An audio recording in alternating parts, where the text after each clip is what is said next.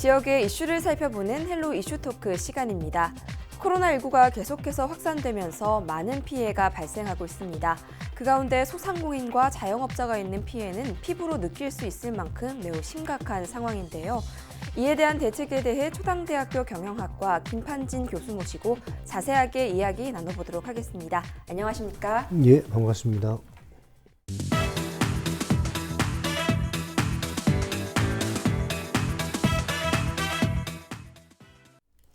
네, 최근 코로나19의 확산으로 우리 지역 경제가 위기에 빠져 있습니다. 현재 우리 지역의 경제 상황은 어떻습니까?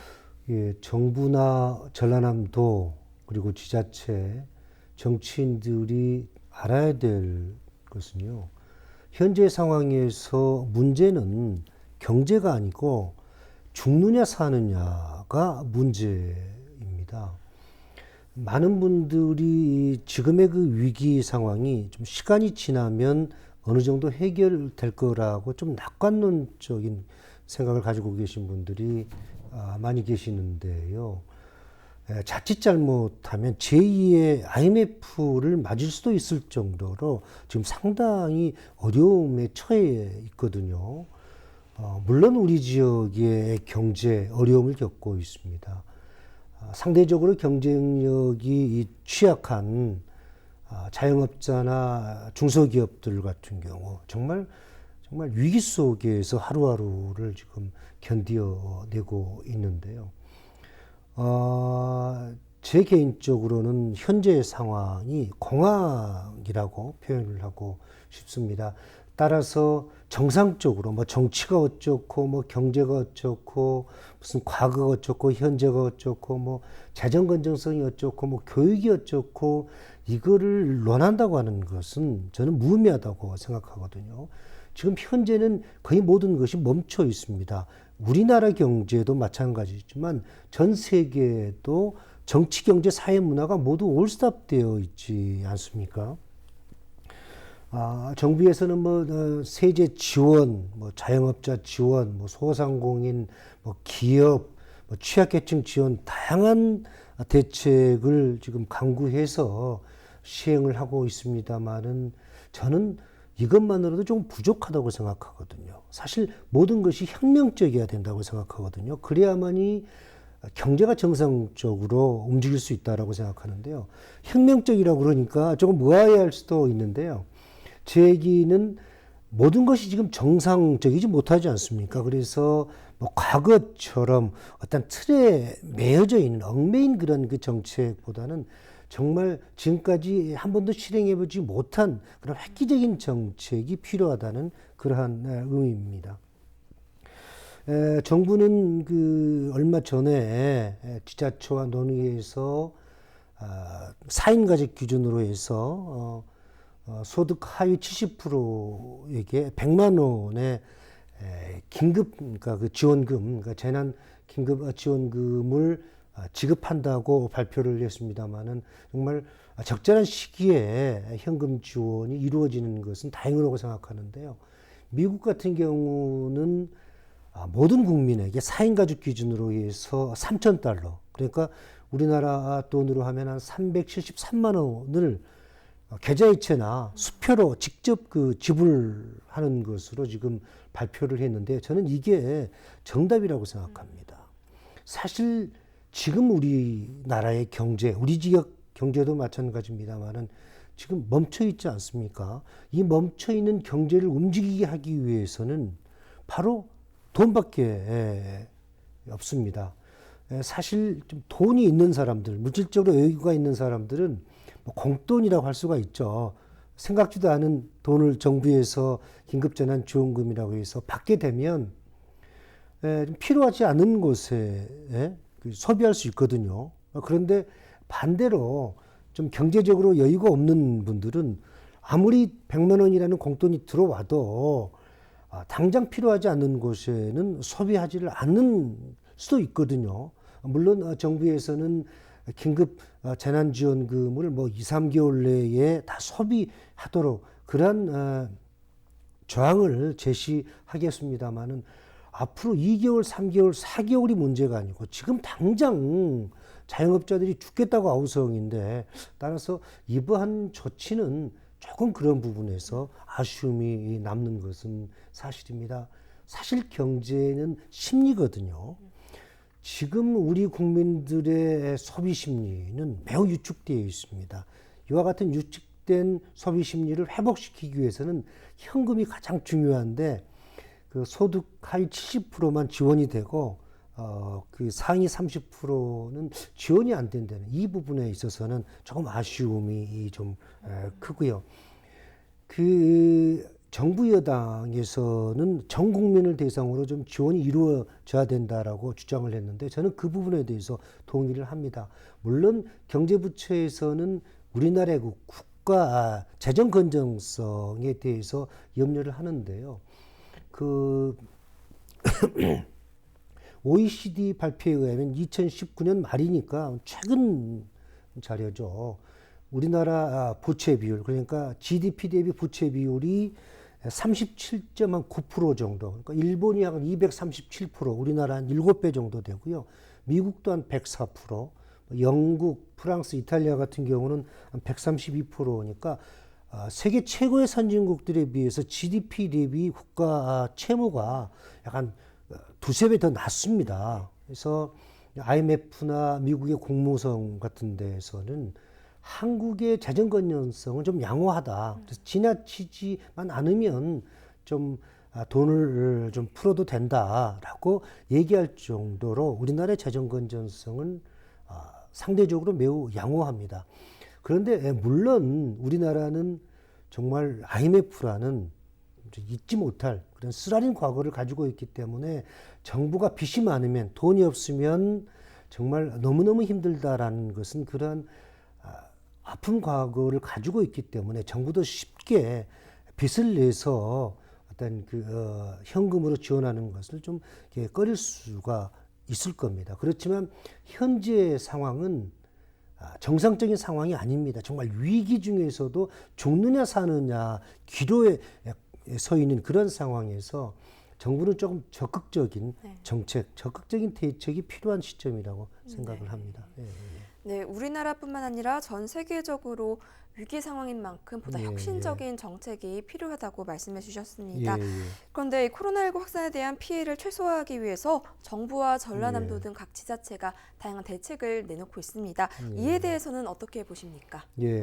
정부나 전라남도 또 우리 지역의 지자체들이 많은 코로나19 확산과 관련해서 대책을 발표하고 있습니다만은 정부의 대책 같은 경우는 언론이나 또 많은 부분에서 홍보가 되고 있기 때문에 최근 발표한 우리 전남의 대책을 한번 살펴보도록 하겠습니다. 전라남도의 경우 중위소득 100% 이하 32만 가구에 최고 50만 원까지 차등 지원하는 거로 이렇게 나와 있고요. 또 취약계층을 위해서 1,280억 원의 긴급 생활비를 지원하는 것으로 또 발표가 됐고요. 또 총 1,835억 원을 투입해서 소상공인이나 중소기업을 지원하는 것으로 또 나와 있습니다. 연매출 3억 원 이하의 중소 상인들을 위해서, 자영업자들을 위해서는 3개월 동안 또 공공요금을 지원하겠다고 발표를 했었고요. 긴급경영자금 1천억 원과 특례보증 2,200억 원, 또 지역의 지역사랑 상품권 3,725억 원 확대 발행해서 소상공인이나 또 지역의 중소기업들을 위한 그런 지원을 하겠다고 김영록 지사님께서 직접 발표를 해 주셨는데요. 정말 우리 지역의 입장에서는 이와 같은 조금 재정적으로 따지면은 무리라고 할 수도 있겠지만은 지금은 정부도 마찬가지지만 전라남도도 조금 무리라고 할 수 있을 만큼 좀 이렇게 돈을 풀어야 되는데 굉장히 좀 현명한 결정이다라고 생각을 하고요. 네, 경제적 취약계층 그리고 소상공인 중소기업에 대한 전라남도의 지원책들에 대해 말씀을 해주셨는데요. 그런데 이런 대책들에도 불구하고 서민이나 자영업자들의 경우 생계 위협을 느낄 정도로 어렵다고 합니다. 이 문제에 대해서는 어떻게 보시나요? 언론에 나와 있는 그런 거를 종합해 보면은 코로나19 확산으로 인해서 자영업자는 기존보다 뭐 최고 50% 이상의 매출이 감소하는 것으로 나타나고 있고요. 관광산업 같은 경우는 뭐 90% 이상의 매출이 감소했다고 하는데요. 이와 같은 수치는 우리 지역의 경우, 상대적으로 자영업자가 많은 우리 지역의 경우에 피해는 더 많을 것으로 예상을 합니다. 특히 2, 3년 전까지만 해도 조선산업의 침체로 인해 가지고 많은 분들이 하루아침에 일자리를 잃고 길거리에 나왔었는데, 물론 많은 분들이 재취업을 했습니다만은 그렇지 못한 분들은 무슨 뭐 식당이라든지 뭐 PC방, 편의점, 카페 같은 그런 그 창업을 했는데요. 불과 창업한 지 1, 2년이 채 지나지 않은 지금의 상황에서 또 위기를 맞게 되거든요. 상당히 지금 우리가 좀 쉽게 가볍게 생각하면 안 될 그런 상황입니다. 또한 우리 지역은 소규모의 식당, 소위 그 골목상권이라고 그러죠. 그래서 과일 가게, 뭐 채소 가게, 이런 그 영세 점포들이 많습니다. 이런 분들에 대한 실질적인 좀 지원이 필요하겠고요. 정부에서는 뭐 국민연금, 그리고 뭐 산재, 고용, 뭐 전기, 뭐 요금 이런 부분에 대해서 뭐 많은 얘기를 하고 있습니다만은 아직까지는 좀 부족하다고 생각을 합니다. 지난 3월 초에 전국 소상공인연합회가 전국에 1,080명의 소상공인을 대상으로 해서 발표를 했는데요. 소상공인들이 지금 가장 필요로 하는 거, 정부에 있어서 가장 지원을 필요로 하는 것이 가장 높은 비중이 바로 부가가치세, 지금 10% 정도, 10%죠 무조건. 근데 이거를 좀 한시적으로 낮춰줬으면 쓰겠다. 이 부분에 대해서 소상공인들이 가장 정부에 대해서 원하고 있고요. 다음은 좀 뭐 착한 임대운동 뭐 이런 것도 중요하지만 직접적으로 좀 생계 지원을 해주라, 현금으로, 이런 부분도 있고요. 또 전기세나 공과금 같은 경우도 좀 감면을 해주라, 이런 부분이 지금 상당히 높거든요. 저도 본 프로그램에 나와서 자영업자 대책 관련해서 실질적인 지원이 필요하다. 부가가치세라든지 전기세라든지 각종 세금의 감면, 또 직접적인 어떤 지원이 필요하다라고 했는데, 이 조사에서 나와 있듯이 이 자영업자들, 소상공인들은 정부의 직접적인 지원이 필요하다라고 좀 대답을 했습니다. 우리나라 경우 자영업자 비율이 약 25% 정도 됩니다. 미국 같은 경우가 6.6%가 조금 넘고요. 일본이 한 11% 정도 되니까 보통 2배에서 4배 정도 자영업자 비율이 높습니다. 그만큼 경제적으로 취약하다는 거죠. 그래서 조금만 어떤 대내외적으로 바람이 불면 바로 그 치명타를 자영업자들이 맞게 된다는 겁니다. 그런데 자영업자는 우리 지역 서민 경제 주춧돌 역할을 하고 있는 거거든요. 특히 목포 같은 경우는 80% 이상이 자영업자들입니다. 따라서 지금은 위기 상황입니다. 그래서 과거와 같은 자영업자를 위한 정책 시스템의 변화가 중요한 것이 아니고, 지금 겨우 숨을 쉬고 있는 자영업자들이 좀 생존할 수 있도록, 좀 생계를 좀 더 유지할 수 있도록, 그래서 어느 정도 시간이 지나서 정상화 될 수 있도록 그러한 긴급 지원이 필요하다고 생각을 합니다. 네, 말씀해주신 긴급 지원, 이때 정부와 지자체에서 그 다양한 방법을 강구해서 지원하고 있는데요. 부족한 점과 이에 대한 개선 방안은 무엇이라고 보십니까? 지난 코로나19 관련해서 제가 본 프로그램에 나와서 잠깐 언급을 했습니다만은 그 뒤로 몇 분이 직접 저한테 전화가 오셨더라고요.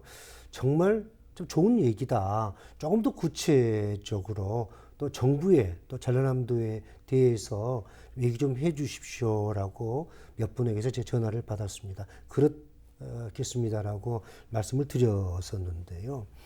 사실 조금 전에도 소상공인 조사에서 나왔지만 중요한 것은 실질적인 혜택이거든요.